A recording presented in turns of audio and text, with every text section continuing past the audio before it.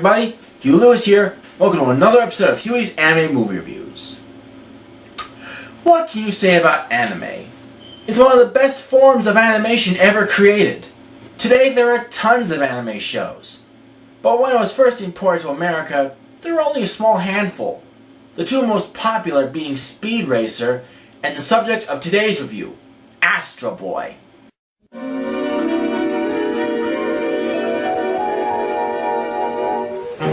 Astro Boy is based on the 1950s manga comic book by the father of Japanese animation, Osamu Tezuka, and is a national icon in Japan as Mickey Mouse is in the US.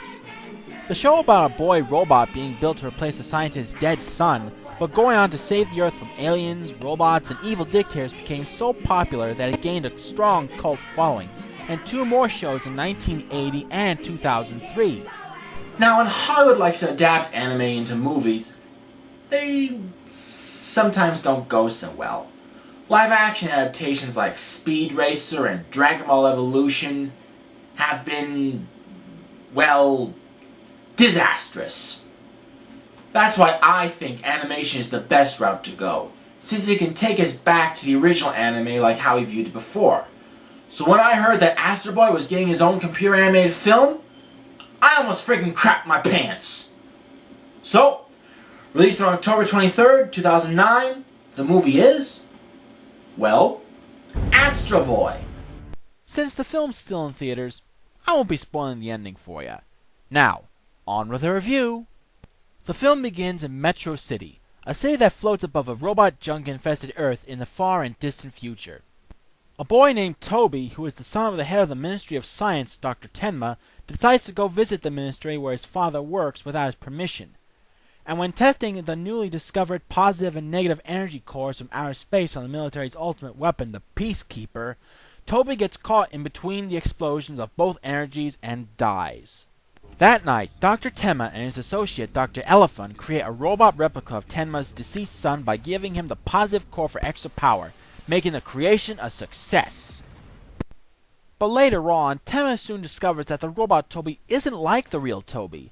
This causes him to eject his new son, who runs away. And when the military discovers that the robot Toby contains the positive core, they chase after him. But as soon as they attack him, Toby falls to the surface junkland below Metro City. If you want to know how the rest of the film turns out, I suggest you go see it for yourself. I did, and I enjoyed every bit of it. The makers of this film did an outstanding job with staying true to the original source material, and for that, I give them a pat on the back. Speaking of which, for those of you who are wondering, yes, the butt guns were in the manga. I got machine guns in my butt? Damn straight, kid. I'm just glad Mega Man doesn't have any weapons in his ass. Or does he? Now it's trivia time. The animation company behind this film is Imagi Studios, the same company behind the recent Teenage Mutant Ninja Turtles film, TMNT. Imagi Studios were the perfect team for the job, because they know how to adapt a certain media and keep it to its roots. Plus, the animation is really well done, kind of reminiscent of Pixar or DreamWorks animation. The character designs are good too, staying true to the original manga designs, but also updating them a bit for a modern American audience. Speaking of designs, the robots for this film were great too, looking just as cartoony as they did in the manga and the TV show, but also as if they were real robots due to the great CGI animation. Now let's talk about the cast. Astro Boy is voiced by young British actor Freddie Highmore, best known for his roles from Finding Neverland, Charlie and the Chocolate Factory, and The Golden Compass. For an older and more mature Astro Boy, Highmore pulls it off with flying colors. They couldn't have picked a better actor for the job. Nicolas Cage plays Astro's father, Dr. Tenma. For those of you who think Nicolas Cage is a bad actor, his performance in this film will prove you wrong. He was pretty good as Dr. Tenma. Bill Nighy, better known as Davy Jones from the Pirates of the Caribbean films, plays Dr. Elephant, the scientist who discovers the two power cores and helps invent Astro Boy. Other voices include Eugene Levy as Dr. Tenma's robot butler, Orin, Donald Sutherland as the villain, President Stone, comedian Nathan Lane as Hamegg, a former robot inventor, and Samuel L. Jackson as Zog, a 100-year-old robot that Astro brings back to life later on in the movie.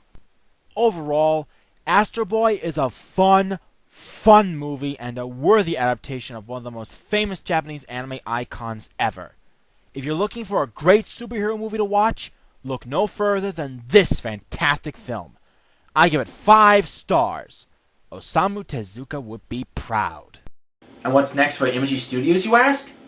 Well, their next projects will be adapting 2 other famous anime shows, Gatchaman and Tetsujin 28, aka Gigantor, into feature films. My thoughts? Go for it! Well, that's all for now. Be sure to join me on my next review. See you at the movies! Anime movies, that is.